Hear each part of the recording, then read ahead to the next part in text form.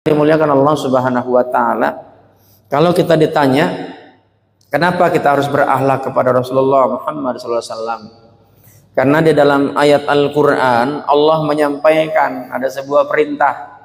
Jadi kenapa kita harus berakhlak? Satu, Rasulullah pun menyampaikan bahwa sesungguhnya aku ini diutus, kata baginda Nabi, itu untuk menyempurnakan akhlak. Innama bu'istu liutammima ma solihal akhlak. Redaksi yang lain ada yang menyebutkan innama bu'istu liutammima makarimal akhlak.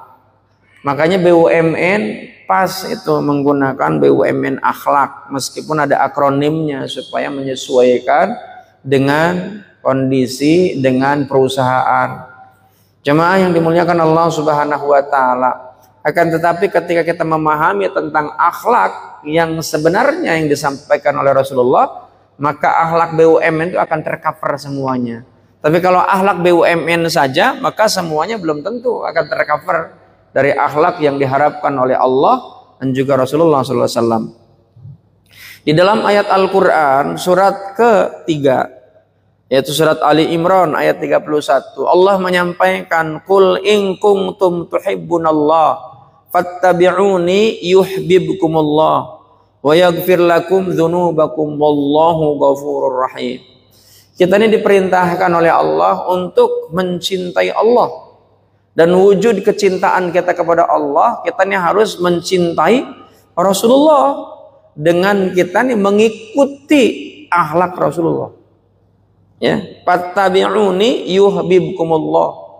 Jadi jemaah yang dimuliakan Allah Subhanahu wa taala, maka ketika kita nih mengikuti Rasulullah, dengan kita nih mencintai Rasulullah, mencintai Allah, kemudian mengikuti Rasulullah tentang apa yang dilakukan oleh Rasulullah, maka kita termasuk yang memang kita nih harus berakhlak kepada Rasulullah SAW. Kalau kemudian ini sudah kita lakukan, maka rewardnya yang Allah berikan kepada kita apa? Allah akan memberikan ampunan.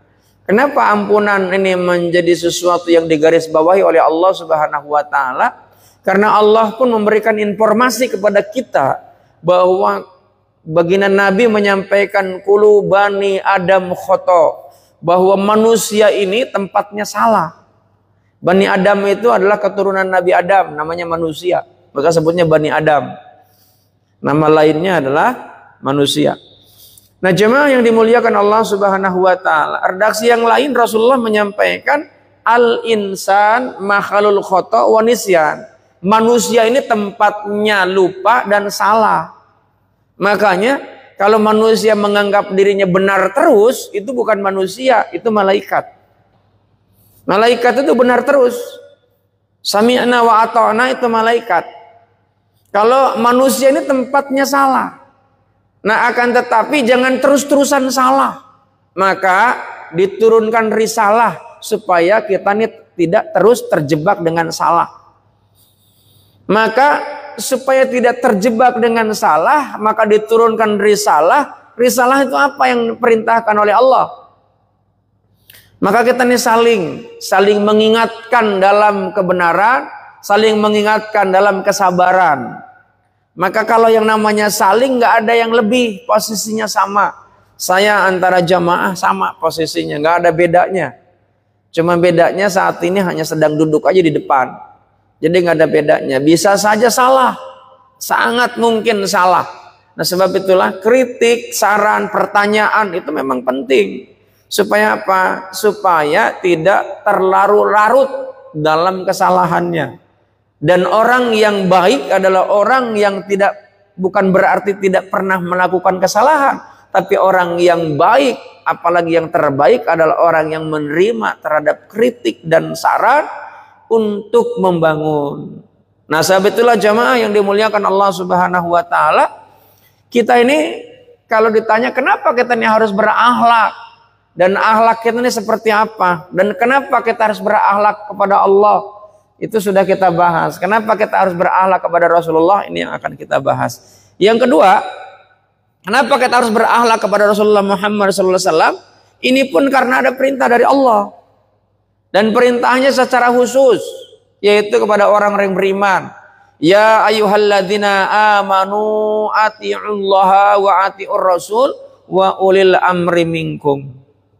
Ini jauh lebih spesifik nih. Teksnya terstruktur, teksnya jelas, ya. Betul-betul jelas ini. Jadi Allah menurunkan perintah kepada kita, khusus kepada orang-orang yang beriman, agar kita ini pertama taat kepada Allah. Maka kan bentuk taat kepada Allah adalah kita dengan berakhlak kepada Allah. Akhlak kepada Allah adalah bentuknya adalah ibadah. Nanti akhlak kepada Rasulullah pun bentuknya nanti ibadah. Niatnya apa, nilainya menjadi ibadah. Kenapa? Karena ini perintah dari Allah. Segala sesuatu yang mengandung unsur perintah, fi'il amar, fi'il itu perbuatan, amar itu perbuatan. Kalau belajar ilmu nahu, maka segala sesuatu perbuatan yang didasari dengan perintah dari Allah dan Rasulnya itu menjadi sesuatu yang wajib dijalankan dan juga itu bernilai ibadah kalau dijalankan. Nah, sahabat itulah jamaah yang dimuliakan Allah Subhanahu wa taala. Allah memerintahkan secara khusus kepada siapa? Orang-orang yang meyakini. Karena kalau yang tidak meyakini, maka agamanya menjadi beda. Yang kalau yakinnya kepada Nabi Isa, itu menjadi orang Kristen. Tapi kalau yakinnya kepada Nabi Isa yang sebagaimana yang diajarkan oleh Rasulullah, dia pasti akan mengikuti Rasulullah Muhammad SAW. Karena dalam kitab Injilnya memang diperintahkan dan diinformasikan bahwa kelak itu akan datang Nabi akhir zaman, yaitu Rasulullah Muhammad Sallallahu Alaihi Wasallam. Sama halnya Yahudi, karena Nasrani, Yahudi, ya, itu adalah agamanya Allah sebelum Islam. Islam itu penyempurna dari agama-agama yang sudah Allah turunkan sebelumnya. Maka wallahu a'lam, apakah nanti akan datang lagi agama berikutnya, wallahu a'lam. Tapi kalau informasi-informasi yang didapatkan dari hadis dan dari Al-Quran, memang rasa-rasanya tidak ada. Harus kita yakin bahwa Nabi adalah, yang Nabi Muhammad SAW adalah khatamun nabiyyin wa khatamul mursalin, penutup segala rasul, penutup segala nabi. Tidak ada lagi nabi, tidak ada di rasul kecuali hanya Nabi Muhammad SAW. Kalau kemudian nanti Allah membuat aturan lagi baru, itu haknya Allah. Tapi jamaah yang dimuliakan Allah Subhanahu wa taala, karenanya kita ini harus menjadi pengikut Nabi. Kalau memang kita meyakini bahwa Islam adalah agama yang benar, agama yang diridhoi oleh Allah Subhanahu wa taala. Ini adalah ruang lingkup internal Islam, bukan intoleran, gitu kan. Ruang lingkup Islam bahwa tidak ada agama yang diridhoi oleh Allah kecuali hanya Islam. Tidak ada agama di dunia ini kecuali hanya satu-satunya Islam. Tapi nanti ketika kita di ruang lingkup keindonesiaan, ruang lingkup kemanusiaan, maka Islam memberikan, nah ini kaitan dengan akhlak juga, yaitu lakum dinukum waliyadin. Agamamu milikmu, agamaku adalah milikku. Mari kita saling menjaga, mari kita saling menghormati. Yang penting tidak boleh saling menyalahkan, tidak boleh saling menjelek-jelekan. Mari kita jaga keyakinan kita dengan sebaik mungkin. Kalau memang agama yang lain menganggap itu paling benar, itu kan haknya. Kalau kita itu harus punya prinsip bahwa Islam adalah agama yang paling baik, agama yang paling benar, agama satu-satunya.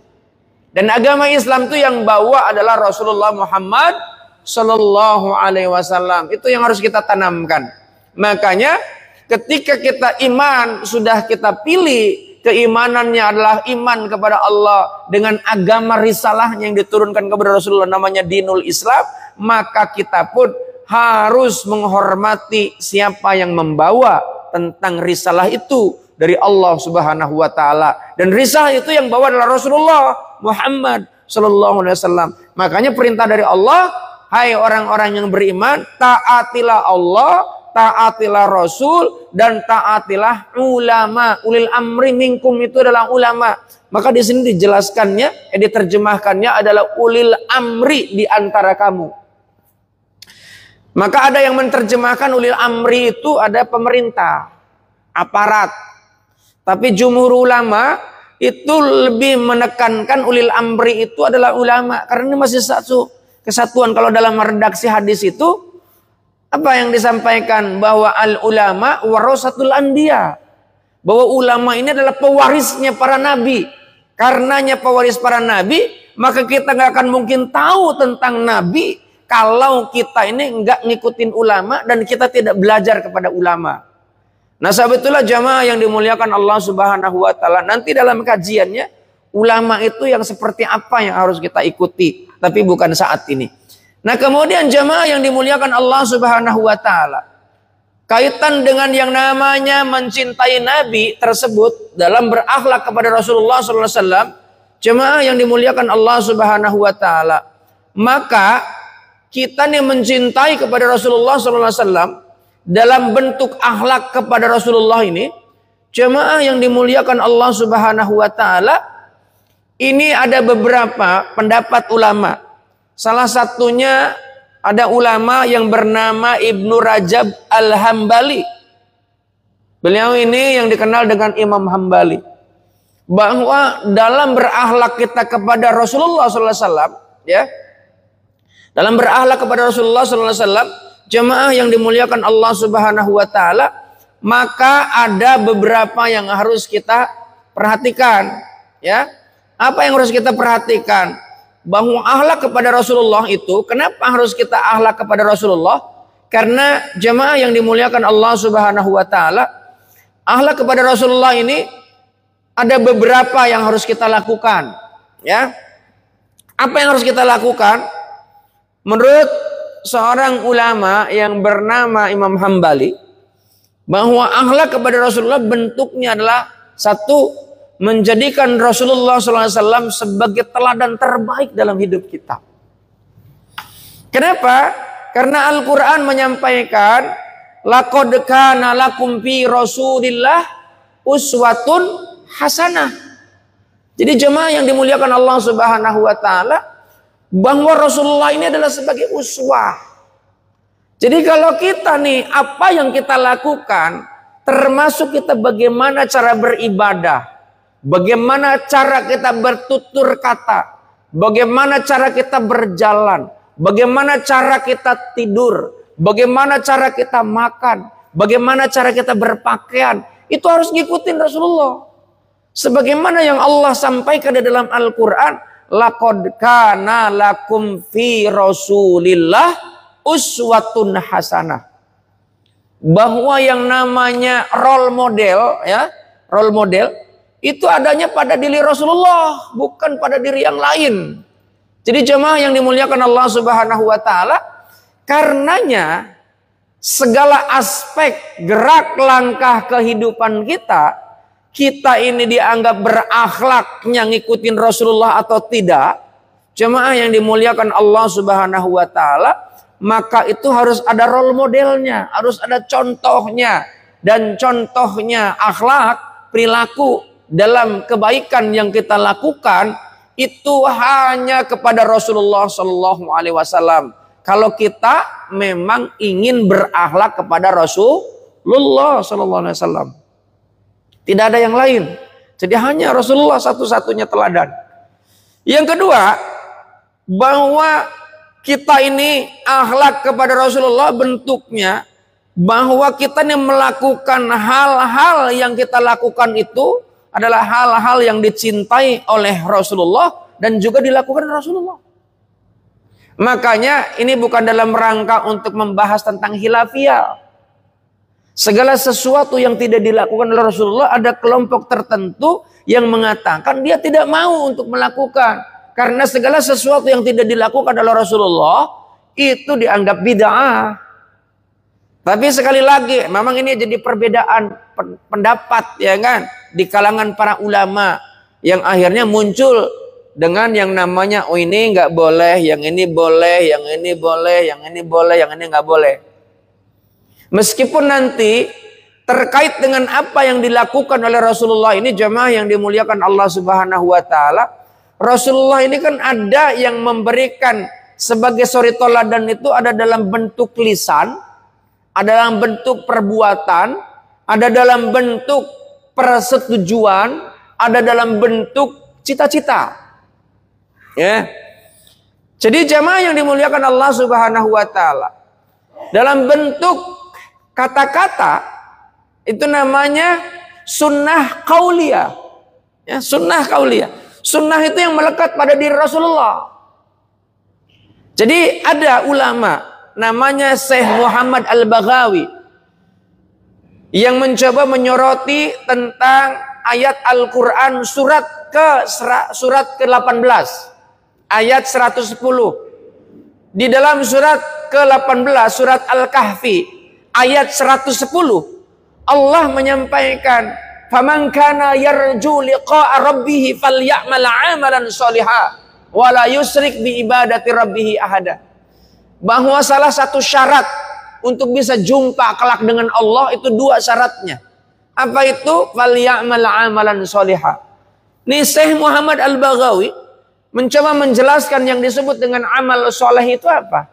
Muqayyad bi sunnati, yaitu terikatnya apa yang kita lakukan itu dengan sunnah. Sunnah siapa? Sunnah yang melekat pada diri Rasulullah. Maka kemudian ada mazhab namanya Ahlus Sunnah wal Jamaah. Dia menjalankan semuanya berdasarkan sunnah. Maka jamaah, kalau misalnya ada orang yang celananya agak di atas mata kaki, jangan dikata-katain. Ya, jangan dikata-katain. Karena memang ikutin sunnah. Kalau kita belum bisa, ya minimal kita nih nggak usah ngata-ngatain orang. Kalau ada orang yang jenggotnya panjang, itu bukan berarti mereka itu mengada-ngada. Tapi karena mereka mengikuti sunnah. Kalau kita belum bisa, jangan ngata-ngatain. Ya, apalagi kata-kata yang menghinakan, menyakitkan. Ya kan, oh itu jenggot 2 lembar, kayak kambing aja. Nah, itu namanya menyakitkan, Pak. Biarkan saja, itu sesuai dengan keyakinannya. Ya kan? Jadi bahkan ketika kita sholat kan ada yang telunjuknya digerak-gerak, ada yang telunjuknya diam saja, diputar. Ya kan, takbir. Itu adalah bagian daripada sunnah. Ya, masing-masing ada dalilnya.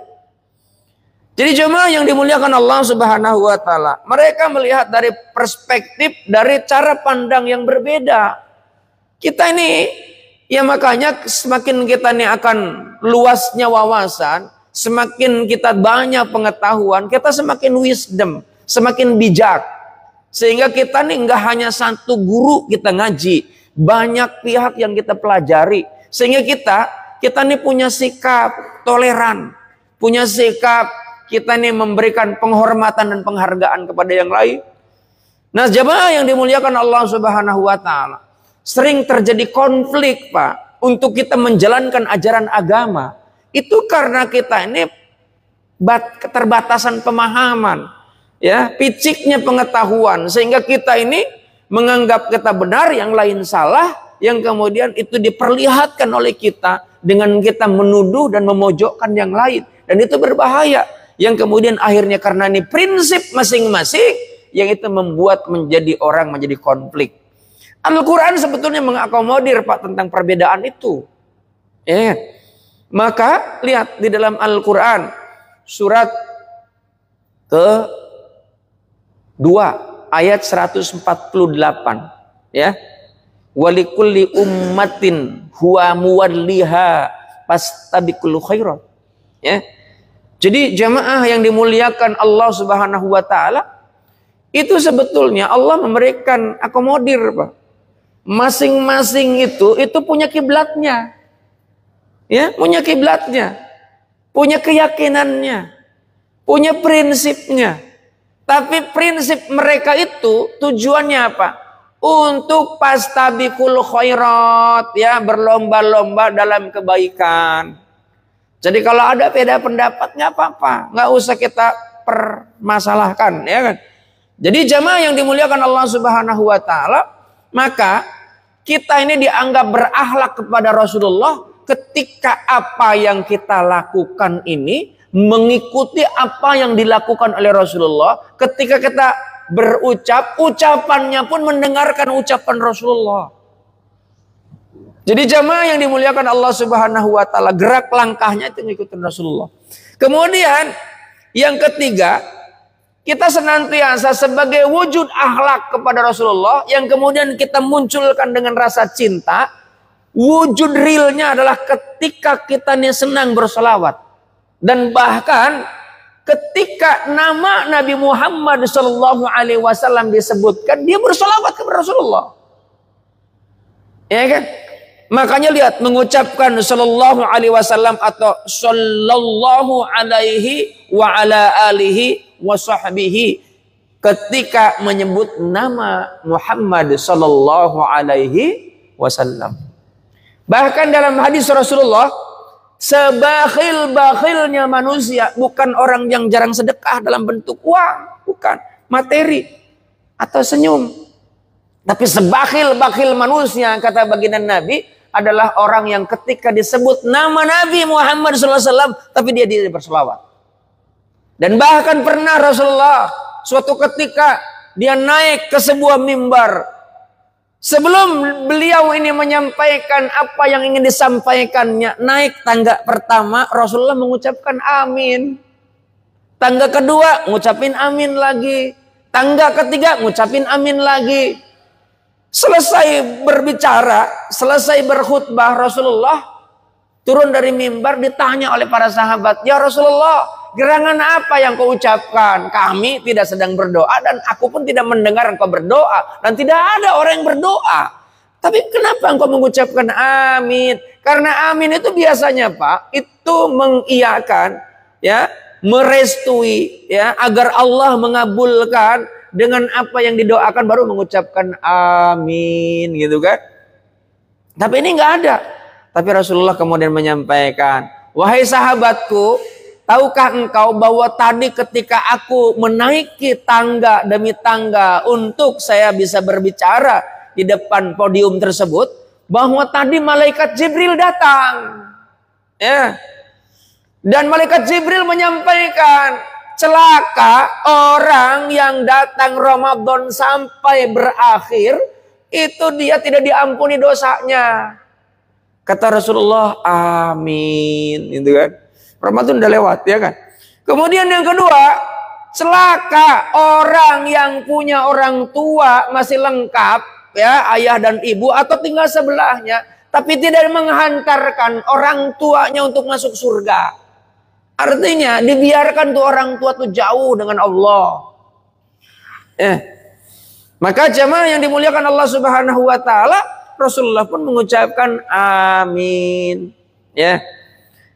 Kemudian amin yang ketiga, celaka orang yang ketika disebut namamu dia tidak mengucapkan amin. Itu oleh malaikat, Pak, dua makhluk yang dekat dengan Allah, satu malaikat Jibril, yang satu Rasulullah Muhammad SAW, yang doanya dan aminnya tidak akan mungkin ditolak oleh Allah Subhanahu wa ta'ala. Jemaah, karena ini sudah jam 1 kurang 15, sesuai dengan komitmen saya, ya, karena teman-teman kan ada yang makan siang. Saya harus juga bertoleransi kepada jemaah yang ingin makan siang. Jangan sampai hanya mendapatkan santapan rohani, perutnya keroncongan, ya. Ada yang nanya nggak? Saya kasih izin satu lah. Ada? Nah, silakan. Gimana? Oh, kalau orang korupsi berakhlak tidak? Ya enggak. Ya kan? Kenapa? Karena korupsi itu maling. Maling itu kan dibenci oleh Allah, dibenci oleh Rasulullah, dibenci oleh manusia, dibenci oleh malaikat. Segala sesuatu yang buruk itu bukan akhlaknya Rasulullah. Rasulullah itu uswatun hasanah. Rasulullah itu dibimbing oleh Allah. Itu betul-betul wa ma yantiqu anil hawa in huwa illa wahyu yuha. Semuanya berdasarkan wahyu. Maka kalau kemudian maling, apakah Rasulullah pernah maling? Ya kan? Nah, sementara akhlak kepada Rasulullah, akhlak kepada Allah itu harus baik. Baiknya itu berdasarkan bimbingan Allah dan bimbingan Rasulullah. Korupsi itu banyak macamnya, termasuk korupsi waktu. Makanya kenapa pengajian harus saya stop? Ya, saya merenung juga. Ini kalau sampai saya paksakan sampai jam 1, kasihan nanti. Jadi korupsi waktu, harusnya mengerjakan kerjaan persis jam 1 udah kembali, karena ada kajian, nanti kajian disalahkan juga. Ya kan? Jadi kira-kira begitu, Pak. Mudah-mudahan manfaat dan mari kita berdoa. Mudah-mudahan Allah senantiasa bimbing kita, jaga kita agar senantiasa kita ini menjadi pribadi-pribadi yang berakhlak mulia, yang senantiasa mengikuti, mencintai Allah dan mencintai Rasulullah dan juga mencintai ulama. Al-Fatihah. A'udzubillahi minasyaitonir rajim. Bismillahirrahmanirrahim. Alhamdulillahirabbil alamin arrahmanir rahim maliki yaumiddin. Iyyaka na'budu wa iyyaka nasta'in. Shiratal mustaqim. Shiratal ladzina an'amta 'alaihim ghairil maghdubi 'alaihim waladdallin. Wa'fu 'anna ya karim. Wa'fu 'anna ya rahman. Allahumma ij'al hadza jam'an marhuma wa tafarruqana min ba'dihi tafarruqan ma'suma. Allahumma ahsin akibatana fil umuri kulliha wa ajirna min hijdid dunya wa 'adzabil akhirah. Subhanakallah wa bihamdika asyhadu an la ilaha illa anta astaghfiruka wa atubu ilaik. Rabbana taqabbal minna innaka antas samiul alim wa tub alaina innaka antat tawwabur rahim. Walhamdulillahirabbil alamin. Wa lafa minkum. Assalamualaikum warahmatullahi wabarakatuh.